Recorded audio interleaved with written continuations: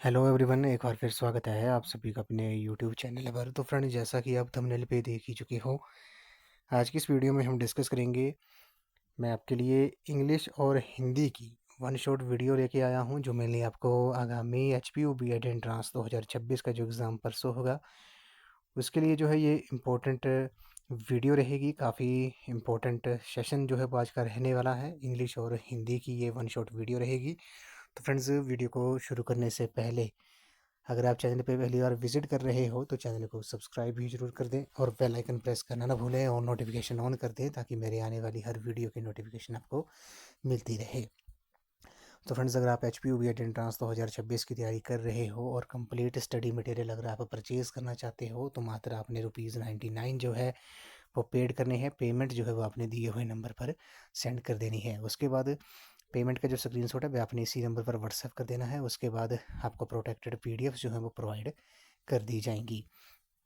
PDF provide करने के बाद बॉयज़ और गर्ल्स को अलग अलग व्हाट्सएप ग्रुप में ऐड कर दिया जाएगा, और उन व्हाट्सएप ग्रुप में आपको free of cost up to date time to time important content और मटेरियल HPU BEd एंट्रांस के रिलेटेड वहाँ पर प्रोवाइड कर दिया जाएगा। तो मात्र आपने ₹99 पेड करने हैं। पेमेंट और पेमेंट का स्क्रीनशॉट आपने दिए हुए नंबर पर सेंड कर देना है। तो फ्रेंड्स, वीडियो को शुरू करते हैं। सबसे पहले बात करते हैं हिंदी सेक्शन की, ठीक है। तो हिंदी सेक्शन की बात करते हैं। टोटल जो है वो आपसे 20 क्वेश्चन जो है वो पूछे जाते हैं। 20 मार्क्स के ही हर एक क्वेश्चन जो होता है वो आपका 1 मार्क्स का होता है, ठीक है।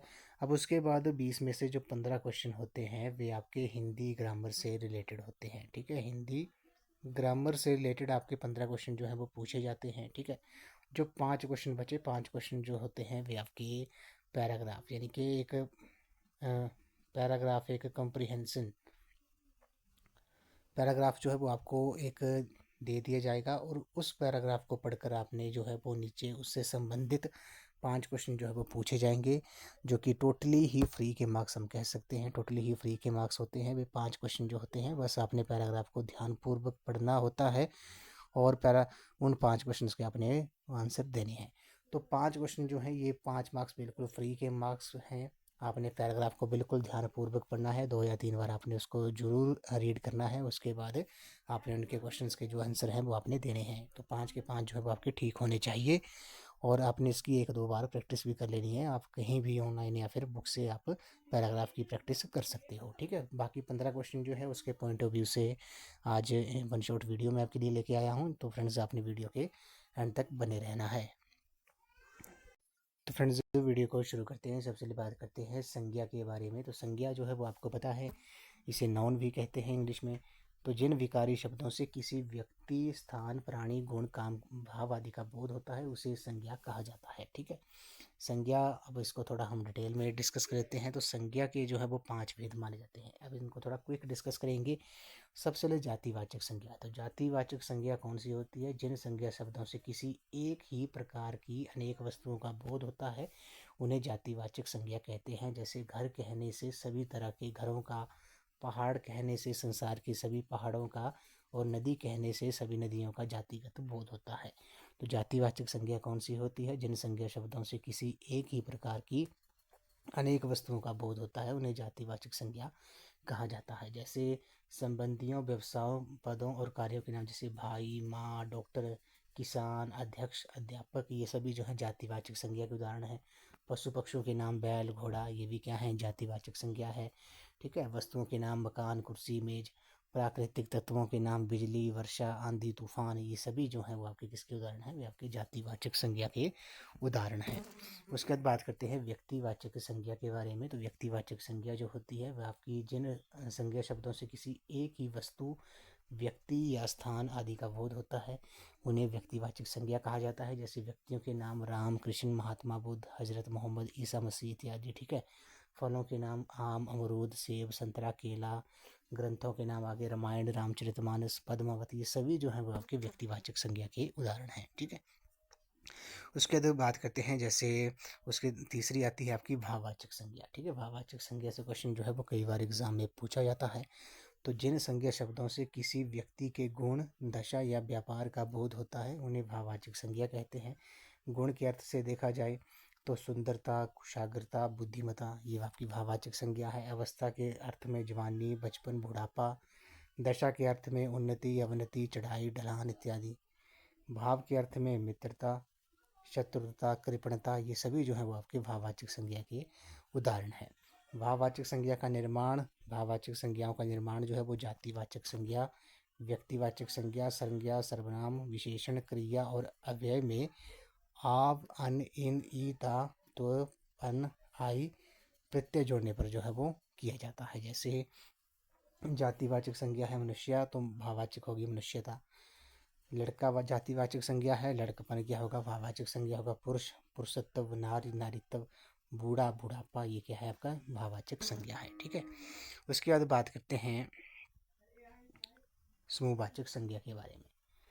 तो जिन संज्ञा शब्दों से एक ही जाति की वस्तुओं के समूह का बोध होता है उन्हें समूहवाचक संज्ञा जो है वो कहा जाता है। जैसे व्यक्तियों के समूह, कक्षा, सेना, समूह, संघ, टुकड़ी, गिरोह, दल, ये आपके समूहवाचक संज्ञा है। वस्तुओं के नाम से कुंज, ढेर, गट्ठर, गुच्छा इत्यादि ये जो है आपकी समूहवाचक संज्ञा है। ठीक है, उसके बाद बात करते हैं द्रव्यवाचक संज्ञा के बारे में। द्रव्यवाचक संज्ञा होती है जिन संज्ञा शब्दों से किसी ऐसे पदार्थ या द्रव्य का बोध होता है जिसे हम नाप तोल सकते हैं लेकिन गिन नहीं सकते हैं, उन्हें द्रव्यवाचक संज्ञा जो है वो कहा जाता है। जैसे धातुओं के नाम सोना, चांदी, लोहा, तांबा, पित्तल आदि, ये आपकी द्रव्यवाचक संज्ञा है।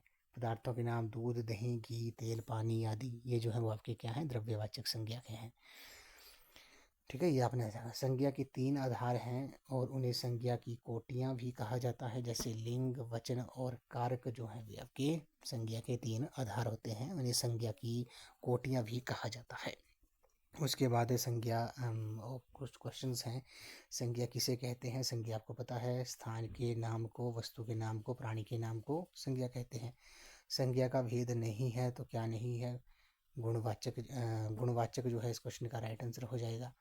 उसके बाद संज्ञा के कितने भेद माने जाते हैं? 5 भेद माने जाते हैं। जातिवाचक संज्ञा आपने बतानी है। जातिवाचक संज्ञा जो है वो क्या हो जाएगी? वे आपकी डॉक्टर हो जाएगा। ठीक है, उसके बाद निम्नलिखित में से कौन सा शब्द संज्ञा है?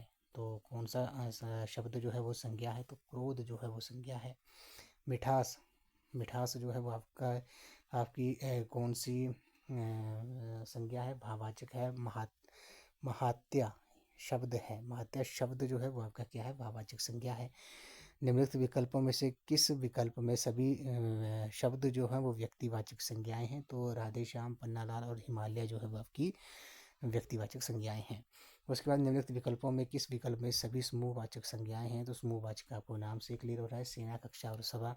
निम्नलिखित में से कौन सा शब्द व्यक्तिवाचक संज्ञा से संबंधित है?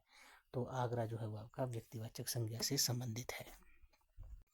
उसके बाद बात करते हैं सर्वनाम के बारे में। ठीक है, इसे प्रोनाउन कहते हैं इंग्लिश में। संज्ञा के स्थान पर जिन शब्दों का प्रयोग किया जाता है उन्हें सर्वनाम कहा जाता है। जैसे राजीव देर से घर पहुंचा क्योंकि उसकी ट्रेन देर से चली थी।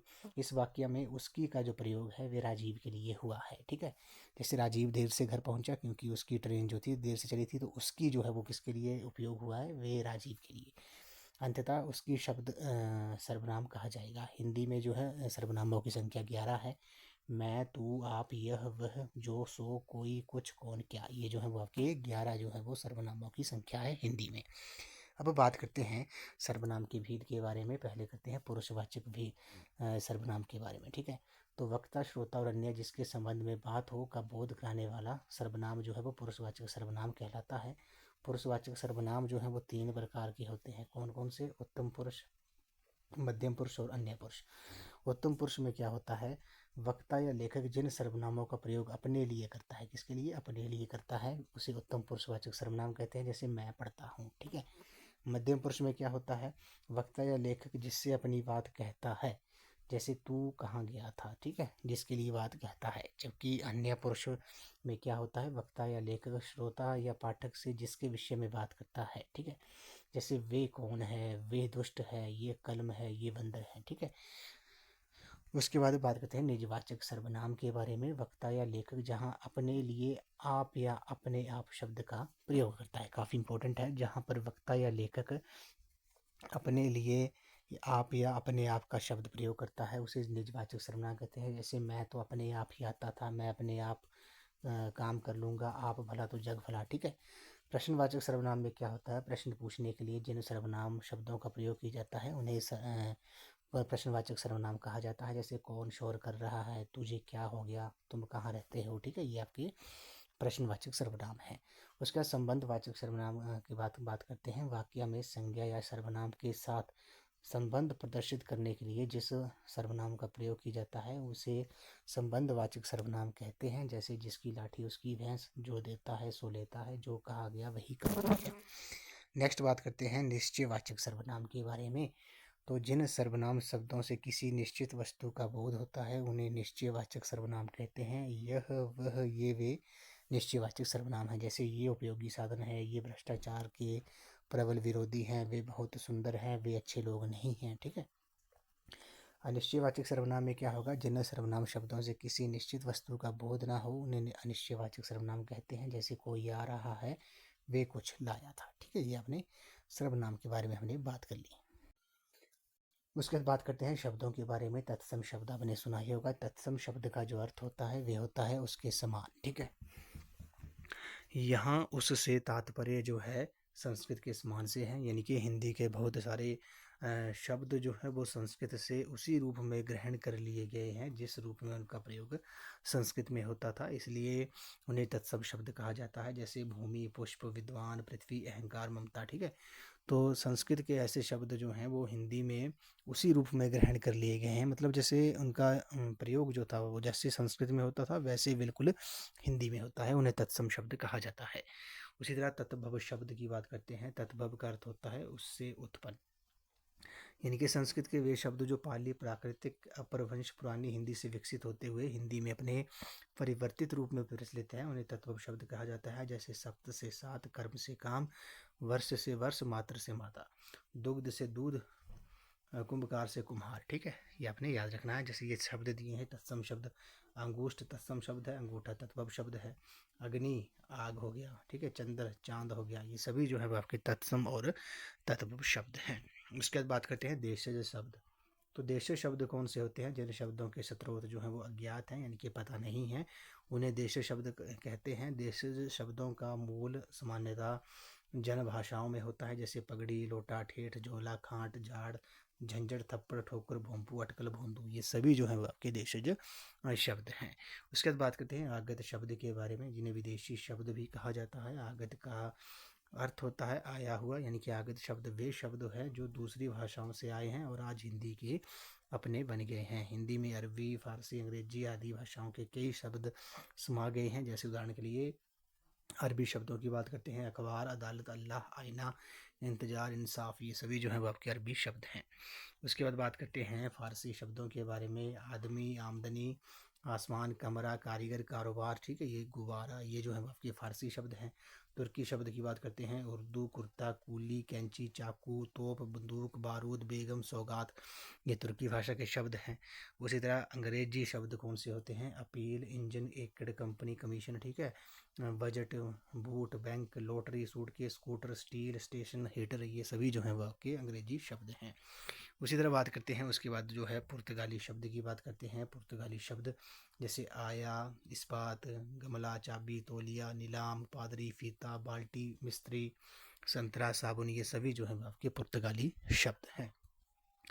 उसके बाद बात करते हैं संकर शब्द के बारे में। काफ़ी इंपॉर्टेंट है। संकर शब्द जो होते हैं दो भिन्न स्रोतों से आए शब्दों के मेल से बने नए शब्दों को संकर शब्द कहते हैं। हिंदी में ऐसे अनेक शब्द हैं जो हिंदी अंग्रेजी, हिंदी अरबी, हिंदी फारसी आदि के शब्दों या शब्दांशों के मेल से बने हैं। जैसे बात करते हैं रेलगाड़ी, तो रेल जो है वो आपका अंग्रेजी भाषा का शब्द है, गाड़ी जो है वो हिंदी है। पानदान, पान जो है हिंदी है, दान जो है वो फारसी है। छायादार, छाया संस्कृत है, दार फारसी है। सीलबंद, सील अंग्रेजी है, बंद जो है वो फारसी शब्द है, ठीक है। तो ये आपके शंकर शब्द हैं, ठीक है। शंकर शब्द कौन से होते हैं, दो भिन्न स्रोतों से आए शब्दों के मेल से बने नए शब्दों को शंकर शब्द जो है वो कहा जाता है। उसके बाद बात करते हैं उपसर्ग के बारे में। उपसर्ग होते हैं वे वाक्यांश जो मूल रूढ़ शब्द, संज्ञा, विशेषण आदि के पहले जुड़ते हैं, उपसर्ग कहलाते हैं। इनके योग से शब्द के अर्थ में विशेषता आ जाती है। जैसे दान, उपसर्ग लग गया आ और प, तो क्या बन गया आदान प्रदान। ज्ञान, और वी लग गया अज्ञान और विज्ञान। गुण, अब और निर, अवगुण और निर्गुण। तो उपसर्ग होते हैं वे वाक्यांश जो मूल शब्द इनके संज्ञा विशेषण आदि के पहले जुड़ते हैं, उन्हें उपसर्ग कहा जाता है।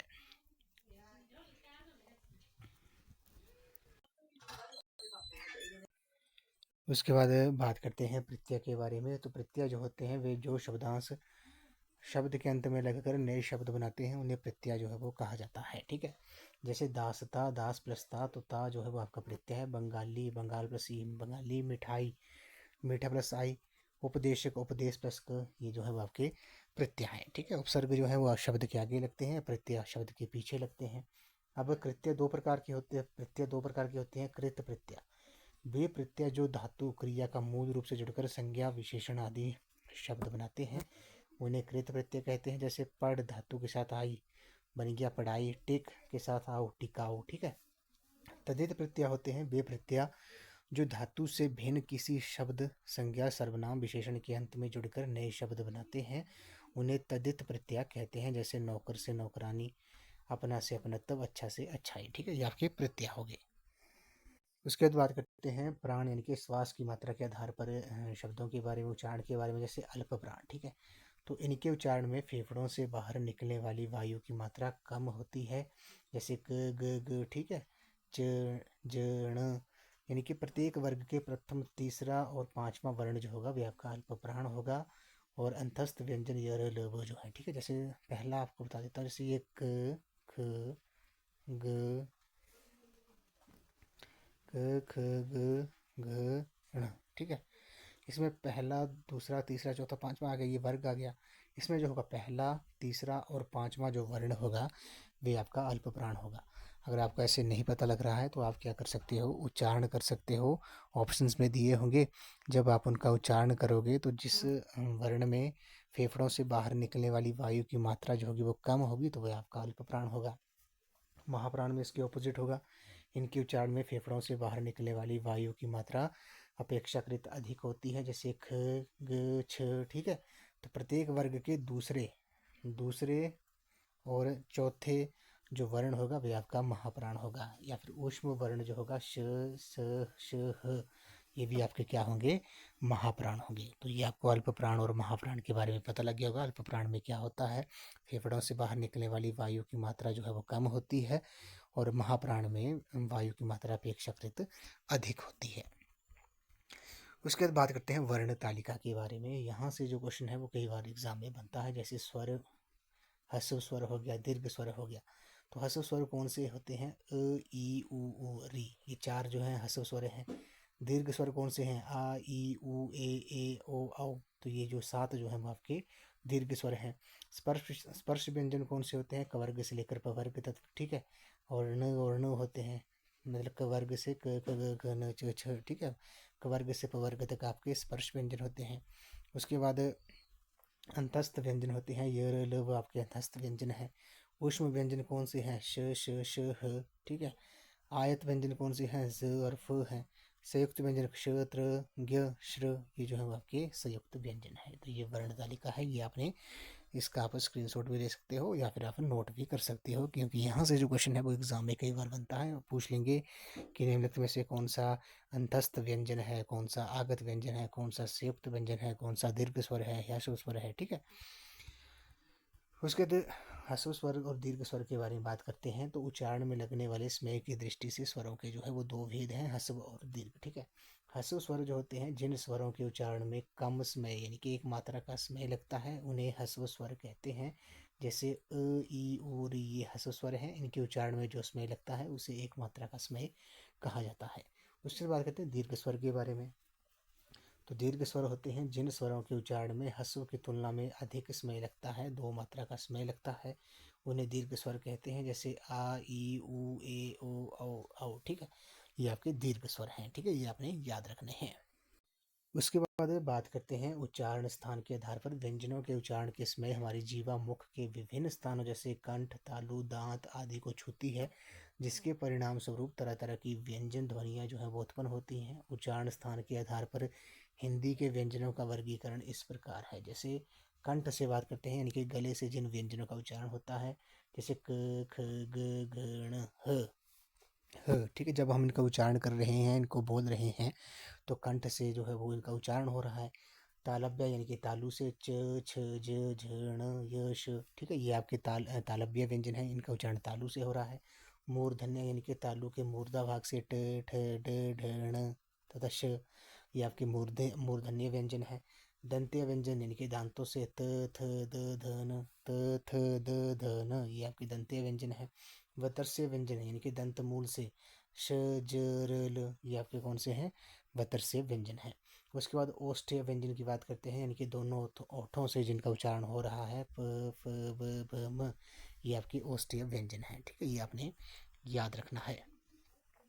तो ये आपके उच्चारण के स्थान पर व्यंजनों के उच्चारण के बारे में हमने बात कर ली।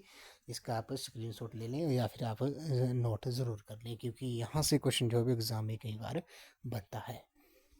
उसके बाद हम बात करते हैं समास के बारे में। समास के जो है वो 6 भेद होते हैं: तत्पुरुष समास, कर्मधारय समास, द्विगु समास, बहुब्रीहि समास, द्वंद्व समास और अव्ययीभाव समास। ठीक है, अब तत्पुरुष समास की बात करते हैं। तत्पुरुष समास में क्या होता है? इस समास में उत्तर पद प्रधान होता है और पूर्व पद जो है वो आपका गौण होता है। तत्पुरुष समास की रचना में समस्त पदों के बीच में आने वाले प्रसर्गों जैसे का, से, पर आदि का लोप हो जाता है। जैसे युद्ध क्षेत्र है, युद्ध प्लस क्षेत्र यानी कि युद्ध का क्षेत्र। राजकुमार, राज प्लस कुमार यानी कि राजा का कुमार। ठीक है, तो तत्पुरुष समास में क्या होगा? इस समास में उत्तर पद जो है वो प्रधान होगा और पूर्व पद गौण होगा। ठीक है, यह इसके एग्जाम्पल हैं। उसके बाद कर्मधारय समास की बात करते हैं। कर्मधारय समास जो होते हैं, कर्मधारय समास में पूर्व पद विशेषण, उत्तर पद विशेष्य होता है। ठीक है, पूर्व पद क्या होता है? विशेषण होता है, उत्तर पद विशेष्य होता है। अथवा पूर्व पद और उत्तर पद में उपमेय उपमान का संबंध होता है। जैसे नील कमल, नील प्लस कमल यानी कि नीले रंग का कमल। पनचक्की, पानी प्लस चक्की, पानी से चलने वाली चक्की, तो ये आपका कर्मधारय समास होगा। ठीक है, ये महात्मा, महान प्लस आत्मा यानी कि महान आत्मा, तो ये आपका कर्मधारय समास हो गया। उसके बाद बात करते हैं द्विगु समास के बारे में। तो जिन समासों का पूर्व पद यानी कि संख्यावाची शब्द हो वहाँ द्विगु समास होता है। अर्थ की दृष्टि से ये समास प्राय समूहवाची होता है।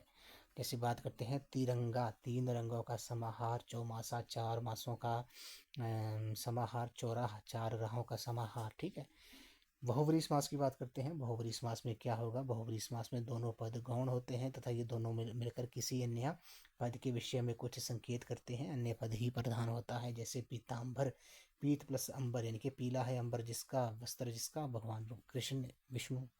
दशानन, 10 प्लस आनंद, 10 है आनंद जिसके, यानी कि रावण की। ठीक है, नीलकंठ, नील प्लस कंठ, नीला है कंठ जिसका है, यानी कि भगवान शिव का। ठीक है, उसके बाद बात करते हैं द्वंद्व समास के बारे में। इस समास में दोनों ही पद जो है वो प्रधान होते हैं तथा दोनों पदों को जोड़ने वाले समुच्चय बोधक अव्यय का लोप हो जाता है। जैसे भाई बहन, भाई और बहन।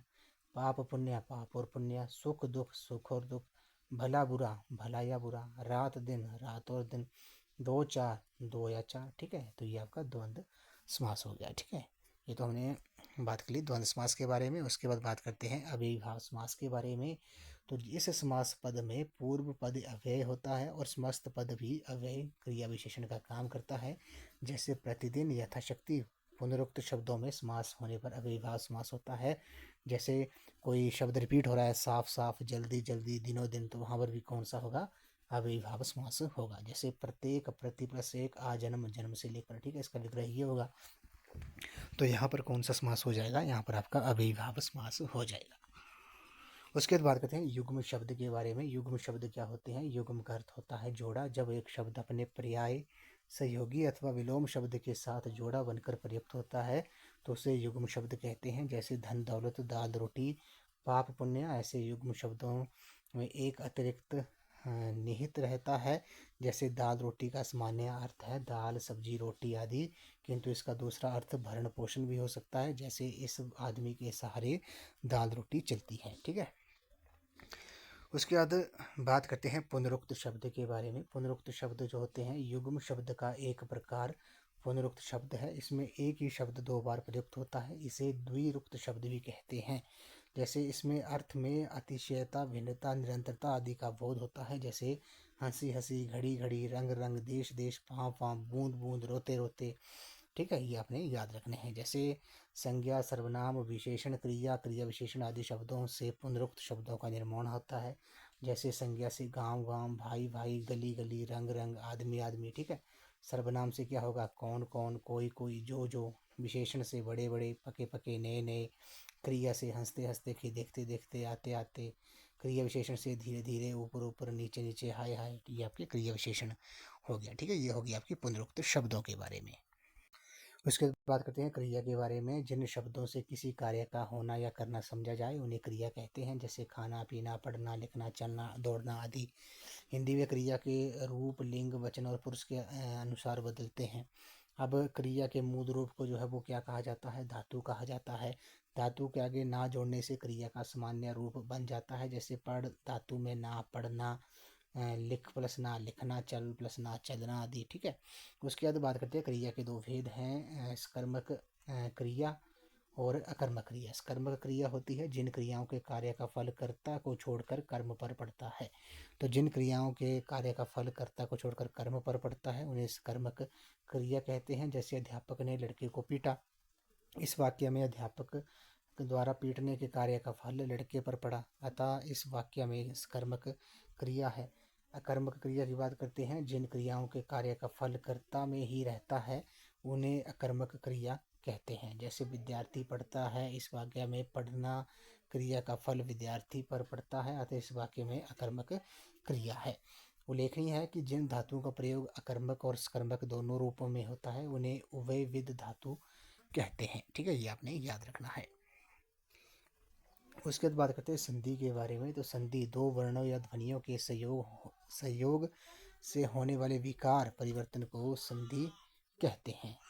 संधि करते समय कभी कभी एक अक्षर में, कभी कभी दोनों अक्षरों में परिवर्तन होता है, कभी कभी दोनों अक्षरों के स्थान पर एक तीसरा अक्षर बन जाता है। इस संधि पद्धति द्वारा भी शब्द रचना होती है, जैसे सुर प्लस इंद्र सुरेंद्र, विद्या प्लस आल्य विद्यालय, शत प्लस आनंद सदानंद, ठीक है। उसके बाद बात करते हैं स्वर संधि के बारे में। स्वर संधि जो होती है, स्वर के साथ स्वर का मेल होने पर जो विकार होता है उसे स्वर संधि कहा जाता है। जैसे दीर्घ संधि। दीर्घ संधि क्या होगा, स्वर्ण हस्व और दीर्घ स्वरों के मिलने से उनके स्थान में स्वर्ण दीर्घ स्वर हो जाता है। जैसे वर्णों का संयोग चाहे हस्व प्लस हस्व हो या हस्व प्लस दीर्घ हो, चाहे दीर्घ प्लस दीर्घ हो। यदि स्वर्ण स्वर है तो दीर्घ हो जाएगा, ये इसी संधि को दीर्घ संधि कहते हैं। जैसे ये आपका आ गया हरि प्लस ईश, हरीश आ गया, विद्या प्लस आल्य विद्यालय आ गया, ठीक है। उसके बाद बात करते हैं गुण संधि में क्या होता है। जब अथवा आ के आगे ई अथवा ई आता है तो उनके स्थान पर ए हो जाता है। इसी प्रकार या आ के आगे ऊ या ऊ आता है तो ओ हो जाता है। जैसे उप प्लस इंद्र उपेंद्र हो गया, गण प्लस ईश गणेश हो गया, ठीक है। ये आपका गुण संधि होगी। वृद्धि संधि में क्या होता है, या आ के आगे या ए आता है तो दोनों का ए हो जाता है। जैसे पुत्र प्लस एषणा पुत्रेषणा, मत प्लस एक मतैक्या, सदा प्लस एक सदैव हो गया, ठीक है। यण संधि में क्या होगा, जब ई यू ऊ री के आगे कोई भिन्न स्वर आता है तो ये वर ल में परिवर्तित हो जाता है। जैसे अति प्लस अल्प हो गया अत्यल्प, सु प्लस स्वागत हो गया स्वागत। स्वागत में कौन सी संधि है, यण संधि है, ठीक है। ये आपने याद रखना है। उसके बाद व्यंजन संधि की बात करते हैं। व्यंजन संधि क्या होती है, व्यंजन के साथ व्यंजन या स्वर का मेल होने से जो विकार होता है उन्हें व्यंजन संधि कहा जाता है, ठीक है। ये आपने याद रखना है। ये कुछ एग्जांपल है, जैसे दिक प्लस अंबर दिगंबर हो गया, बाग प्लस इस बागीश हो गया, ठीक है। ये आपने याद रखने हैं, इसका आप स्क्रीनशॉट भी ले सकते हो, ठीक है। उसके बाद बात करते हैं विसर्ग संधि के बारे में। विसर्गों का प्रयोग संस्कृत को छोड़कर संसार की किसी भी भाषा में नहीं होता है। हिंदी में भी विसर्गों का प्रयोग नहीं के बराबर होता है। कुछ गिने विसर्ग युक्त शब्द हिंदी में प्रयुक्त होते हैं, जैसे अंतः, अतः, पुनः, प्राय, शनि शनि आदि, ठीक है। ये आपने याद रखना है। विसर्ग के साथ स्वर या व्यंजन के संयोग से जो विकार होता है उसे विसर्ग संधि कहते हैं। इसके प्रमुख नियम है, जैसे यदि विसर्ग के आगे श श श आए तो क्रमशः श श स में बदल जाते हैं। जैसे नी प्लस शंख निशंक, दु प्लस शासन दुशासन, ठीक है। नी प्लस संदेह निसंदेह, नी प्लस संग निसंग हो गया, नी प्लस निशब्द हो गया, ठीक है। ये आपने कुछ पॉइंट जो है वो आपने याद रखने हैं। जैसे नी प्लस स्वार्थ निस्वार्थ हो गया, ठीक है। उसके बाद बात करते हैं विशेषण के बारे में। तो जो शब्द संज्ञा या सर्वनाम की विशेषता बताते हैं उन्हें विशेषण कहा जाता है। विशेषण जिसकी विशेषता बताते हैं उसे विशेष्य कहते हैं। विशेषणों की विशेषता बताने वाले को प्रविशेषण कहलाते हैं। ठीक है, जैसे राम बहुत तेज दौड़ता है, राम विशेष्य है, बहुत प्रविशेषण है, और तेज जो है वो विशेषण है। ठीक है, उसके बाद विशेषण के चार प्रमुख भेद हैं। गुणवाचक, गुणवाचक में क्या होता है, जिन शब्दों द्वारा संज्ञा के गुण अथवा दोष का बोध होता है उन्हें गुणवाचक विशेषण कहते हैं। जैसे भाव से शूरवीर बलवान। ठीक है, तो गुणवाचक विशेषण हो गया, मतलब गुण का हमें पता चलता है, गुण या दोष का। उसके बाद परिमाणवाचक विशेषण में क्या होता है, जिन विशेषण शब्दों द्वारा संज्ञा की मात्रा यानी कि नाप तोल का बोध होता है उन्हें परिमाणवाचक विशेषण कहते हैं। निश्चित में क्या होगा, हमें संज्ञा की निश्चित मात्रा का बोध होगा, जैसे 1 किलो 10 मीटर। अनिश्चित वाचक में क्या होगा, संज्ञा की अनिश्चित मात्रा का बोध होता है, जैसे कुछ, बहुत, अधिक। ठीक है, उसके बाद संख्यावाचक विशेषण नाम से क्लियर है, संख्या की संज्ञा की संख्या का बोध होता है, जैसे 1 मेज, 4, 10। ठीक है, निश्चित में क्या होगा, एक निश्चित संख्या का बोध होगा। अनिश्चित में अनिश्चित का होगा, जैसे थोड़े, कुछ रुपए दे दो। विभाग बोधक में क्या होगा, जिन विशेषण शब्दों से विभाग या प्रत्येक का बोध होता है उन्हें विभाग बोधक कहते हैं, जैसे प्रत्येक व्यक्ति, 5 5 हाथी, 10 10 घोड़े। ठीक है, सार्वनामिक विशेषण में क्या होगा, जो सर्वनाम शब्द संज्ञा के लिए विशेषण का काम करते हैं उन्हें सार्वनामिक विशेषण कहते हैं। जैसे तो सार्वनामिक विशेषण होते हैं जो सर्वनाम शब्द संज्ञा के लिए विशेषण का काम करते हैं उन्हें सार्वनामिक विशेषण कहा जाता है। जैसे वे लड़का बदमाश है, इस परीक्षार्थी ने नकल की है, वे नेता विधायक है। ठीक है, ये तो हमने हिंदी के कुछ इंपॉर्टेंट टॉपिक्स के बारे में बात कर ली। अब बात करते हैं हम इंग्लिश के बारे में, जिसमें हम mainly parts of speech he discuss करेंगे। बाकी प्रीवियस वीडियो में आप देख सकते हो, क्योंकि पार्ट्स ऑफ स्पीच से काफ़ी क्वेश्चन जो है एग्जाम में आते हैं। अब बात करते हैं इंग्लिश के। ठीक है, इंग्लिश में भी बिल्कुल हिंदी की तरह सेम है, आपसे 20 क्वेश्चन जो है वो पूछे जाते हैं, 20 क्वेश्चन 20 मार्क्स के। ठीक है, हर एक क्वेश्चन जो होता है वो आपका 1 मार्क्स का होता है। इसमें जो 15 क्वेश्चन होते हैं वे आपके होते हैं इंग्लिश ग्रामर से रिलेटेड, यानी कि इंग्लिश ग्रामर से रिलेटेड आपसे पार्ट्स ऑफ स्पीच से related, voice, active voice, tense से रिलेटेड क्वेश्चन पूछे जाते हैं। और 5 जो क्वेश्चन होते हैं, 5 क्वेश्चन जो होते हैं वे बिल्कुल हिंदी की तरह ही, एक पैराग्राफ आपको दे दिया जाएगा और उस पैराग्राफ को पढ़कर आपने नीचे दिए हुए क्वेश्चंस के अपने आंसर देने हैं। ठीक है, बिल्कुल फ्री के मार्क्स हैं ये, जो 5 मार्क्स की बात कर रहा हूँ, 5 क्वेश्चंस की। बस पैराग्राफ आपने 2 3 बार अच्छी तरह रीड करना है और रीड करके जो है वो ध्यानपूर्वक उन क्वेश्चंस के आपने आंसर देने हैं। ठीक है, बाकी आपने प्रैक्टिस कर लेनी है, आप कहीं भी ऑफलाइन बुक से आप प्रैक्टिस कर सकते हो। ठीक है, या फिर ऑनलाइन देख सकते हो। ठीक है, बाकी 15 क्वेश्चन जो पूछे जाएंगे उसके पॉइंट ऑफ व्यू से अब हम पार्ट्स ऑफ स्पीच और कुछ इंपॉर्टेंट टॉपिक्स जो हैं वो डिस्कस करेंगे। सबसे बात करते हैं पार्ट्स ऑफ स्पीच के बारे में। पार्ट्स ऑफ स्पीच अगर आपको बिल्कुल अच्छी तरह आ गया तो आपको 80% मैं बोल सकता हूँ इंग्लिश ग्रामर जो है वो आपको आ गया। ठीक है, पार्ट्स ऑफ स्पीच अगर आपके क्लियर होंगे। तो बात करते हैं पार्ट्स ऑफ स्पीच के बारे में। तो अंग्रेजी भाषा को भली प्रकार समझने तथा उसका शुद्ध प्रयोग करने के लिए वाक्यों में शब्दों का प्रयोग, उनके पारस्परिक संबंध का ज्ञान अति आवश्यक है। शब्दों का प्रयोग उनके कार्य के अनुसार 8 रूपों में होता है। इन्हीं 8 रूपों को पार्ट्स ऑफ स्पीच जो है वो कहा जाता है।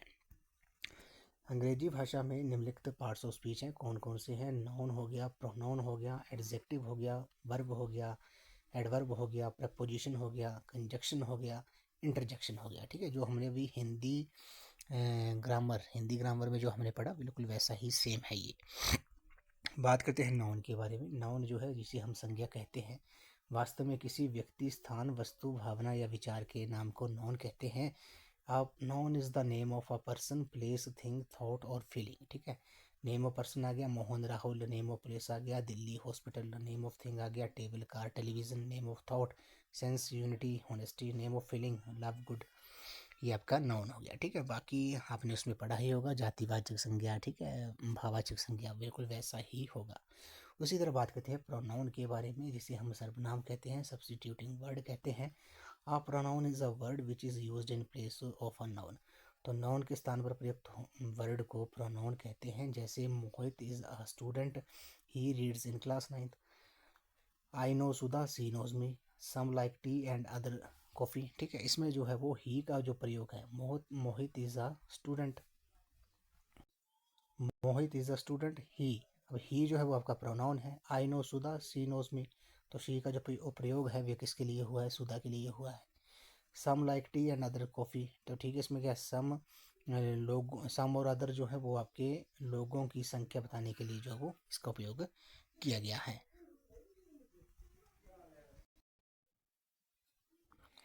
उसके बाद बात करते हैं एडजेक्टिव के बारे में। तो एडजेक्टिव को क्वालिफाइंग वर्ड भी कहा जाता है। An adjective is a word that adds to the meaning of a noun और प्रोनाउन। एडजेक्टिव वे शब्द होता है जो किसी नाउन प्रोनाउन के अर्थों में कुछ जोड़ता है या इन्हें स्पष्ट करता है। जैसे Mohan is a good boy, ठीक है।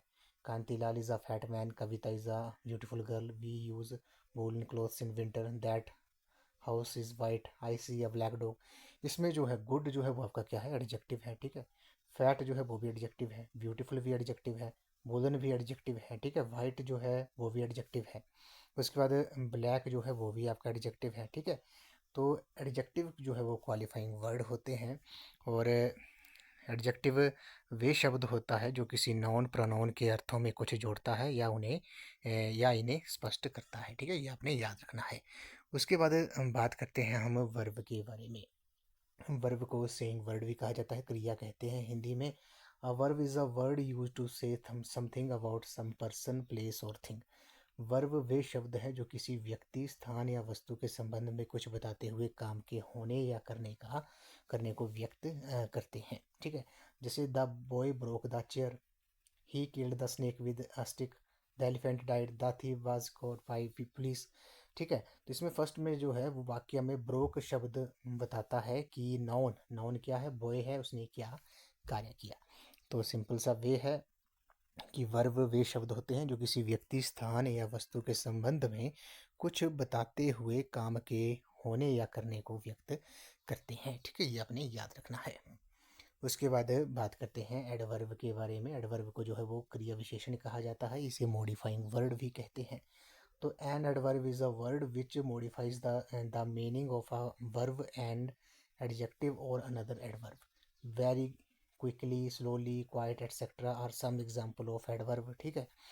तो एडवर्ब क्रिया विशेषण वे शब्द होता है जो वर्ब, एडजेक्टिव और दूसरे एडवर्ब्स के अर्थ को परिवर्तित करता है। तो आपने सिंपल सा आपने नोट कर लेना है कि वेरी, क्विकली, स्लोली, क्वाइट, ये वर्ड जब भी आपको आ जाएंगे तो ये क्या होंगे, आपके ये एडवर्ब होंगे, ठीक है। जैसे ऑप्शन एग्जांपल है, Sunil walks slowly. Sunil walk slowly, Sunil वो कर रहा है लेकिन कैसे, स्लोली। तो स्लोली क्या है, आपका एडवर्ब है। सुनील वॉक्स वेरी स्लोली, ठीक है। Sunil walks very slowly. Sunil is very happy, the word is flying just over my head, ठीक है। तो जो सुनील वॉक्स वेरी स्लोली, इसमें वेरी जो है वो आपको पता है एडवर्ब है।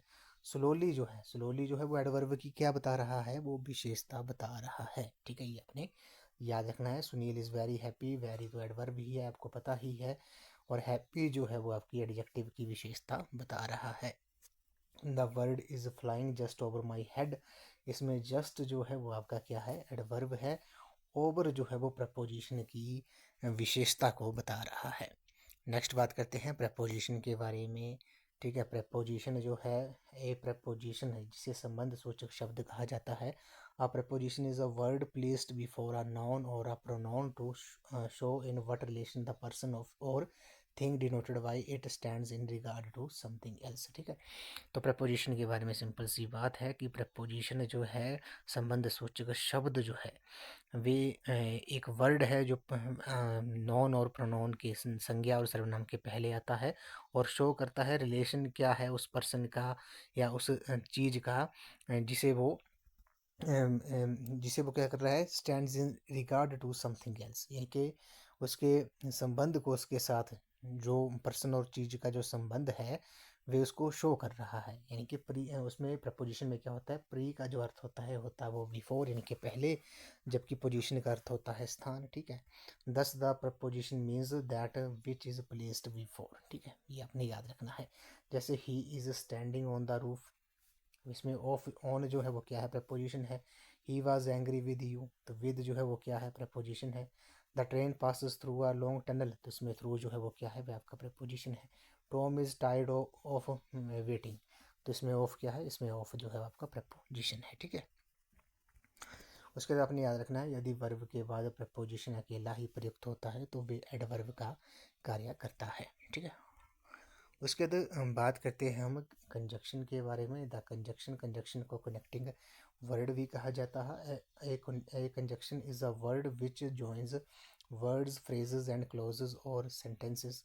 इनकी कंजक्शन संयोजक वे शब्द होता है जो दो या दो से अधिक वर्ड्स, फ्रेजेस एंड क्लोजेस या सेंटेंसेस को जोड़ता है। इसको कनेक्टिव या लिंकर भी कहा जाता है। कंजक्शन को जो है वो कनेक्टिव या लिंकर भी कहा जाता है। जैसे एग्जांपल है आपके पास, Ram and Shyam my friends, तो उसमें एंड जो है वो जोड़ रहा है, तो एंड क्या है, कंजक्शन है। The doctor tried his best but he could not save the patient. Doctor ने अपना बेस्ट दिया लेकिन परंतु उसने वो पेशेंट को नहीं बचा सका, तो वट क्या है, वट इन दोनों सेंटेंसेस को कनेक्ट कर रहा है, तो वट जो है वो आपका क्या है, कंजक्शन है। You may see you may see me in the morning और इन द इवनिंग। आप मुझे मिल सकते हो, देख सकते हो, या तो मॉर्निंग में, सुबह में, या फिर शाम में। तो और जो है वो इनको कनेक्ट कर रहा है। Mohan is wise and sincere, तो एंड जो है वो कनेक्ट कर रहा है, जोड़ रहा है, तो एंड जो है वो आपका कंजक्शन हो गया। ठीक है।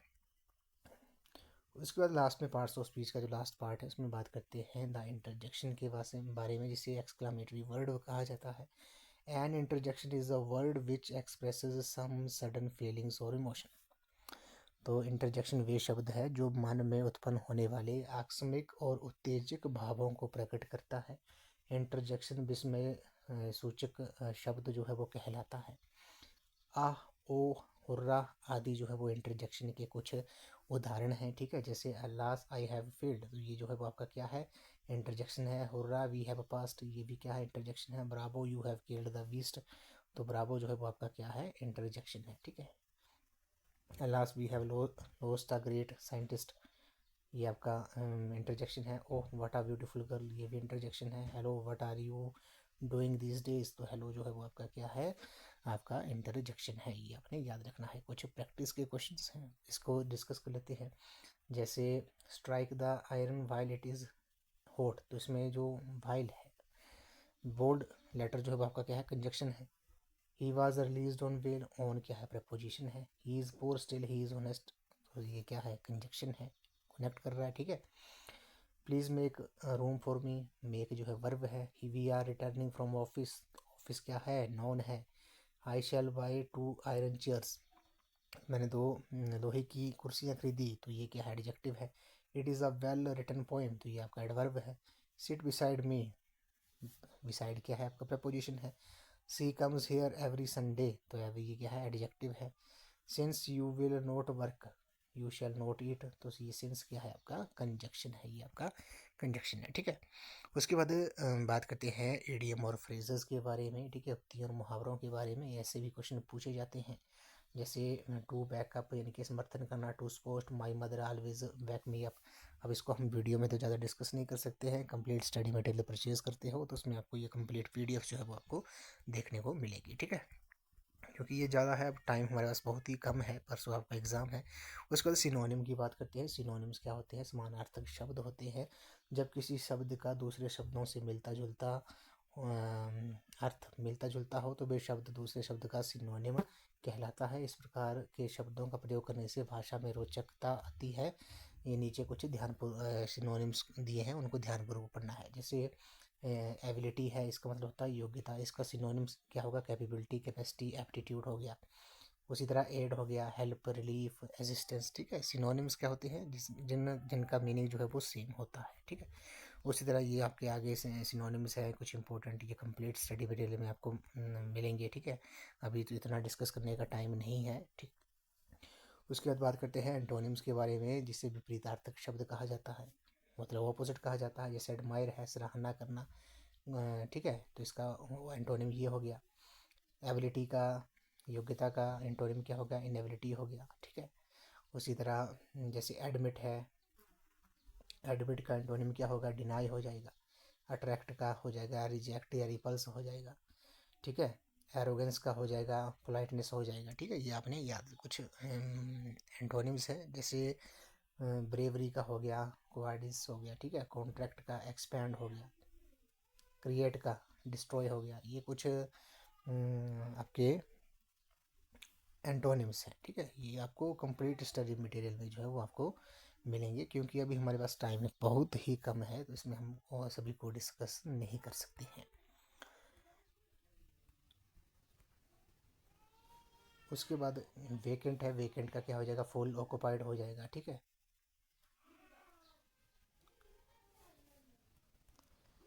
उसके बाद वाइड का हो गया नैरो हो गया, ठीक है। वाइल्ड का टेम हो गया, वीक का स्ट्रॉन्ग हो गया, ठीक है। तो ये कुछ आपके एंटोनिम्स। उसी तरह वन वर्ड सब्स्टिट्यूशन, यहाँ से क्वेश्चन भी पूछा जाता है। शब्द समूह के लिए एक शब्द, ठीक है। किसी शब्द समूह के लिए एक शब्द का प्रयोग करने से भाषा प्रभावशाली और सरल हो जाती है, ठीक है। जैसे बोला गया कि one who does not believe in God, जो भगवान में विश्वास नहीं रखता है उसे क्या कहते हैं, उसे एथिस्ट कहते हैं, ठीक है। पता है आपको। उसी तरह ए लवर ऑफ बुक्स, उसे क्या कहा जाता है, बिब्लियोफाइल कहा जाता है, ठीक है। तो वन वर्ड सब्स्टिट्यूशन भी आपको देखने को मिलेंगे। ए नंबर ऑफ रुक्स, उसे रुकरी कहा जाता है। एक कलेक्शन ऑफ वाइल्ड एनिमल्स, उसे जू कहा जाता है, ठीक है। ये कुछ वन वर्ड सब्स्टिट्यूशन है आपके। तो फ्रेंड्स, आज की इस वीडियो में बस इतना ही। आज हमने इंग्लिश और हिंदी का हिंदी की मैं आपके लिए वन शॉट वीडियो लेके आया था, जो मैंने आपको परसों होने वाले एग्ज़ाम HPU B.Ed एंट्रांस 2026 के एग्ज़ाम में ये वन शॉट वीडियो जो होगी वो आपको काफ़ी हेल्पफुल साबित होगी। तो फ्रेंड्स, अगर आप कंप्लीट स्टडी मटेरियल परचेज़ करना चाहते हो तो मात्र आपने ₹99 जो है पेड करने हैं। पेमेंट जो है वो आपने 9816270168 नंबर पर आपने पेमेंट कर देनी है, ₹99 की। उसके बाद पेमेंट का जो स्क्रीनशॉट है वो आपने इसी नंबर पर व्हाट्सएप कर देना है। उसके बाद आपको प्रोटेक्टेड PDF जो है वो प्रोवाइड कर दी जाएंगी। PDF प्रोवाइड करने के बाद बॉयज़ और गर्ल्स को अलग अलग व्हाट्सएप ग्रुप में ऐड कर दिया जाएगा, और उन व्हाट्सएप ग्रुप में आपको free of cost up to date, time to time important content और मटेरियल HPU B.Ed एंट्रांस 2026 के रिलेटेड वहाँ पर आपको प्रोवाइड कर दिया जाएगा। मात्र आपने ₹99 जो पेड करने हैं। तो फ्रेंड्स, अगर आप HPU B.Ed एंट्रांस 2026 की तैयारी कर रहे हो तो इसके लिए मैंने एक अलग से प्लेलिस्ट बनाई है, जिसका जो लिंक है वो मैंने डिस्क्रिप्शन बॉक्स में दे दिया है। आप वहाँ पर जाकर वीडियोस देख सकते हो। वहाँ पर आपको सभी सेक्शंस की वीडियोस आपको देखने को मिलेंगी। तो आज की इस वीडियो में बस इतना ही। आई होप आपको ये वीडियो पसंद आई होगी। तो वीडियो को लाइक शेयर एंड कमेंट जरूर कर दें, और चैनल को सब्सक्राइब भी जरूर कर दें। तो थैंक यू फ्रेंड्स।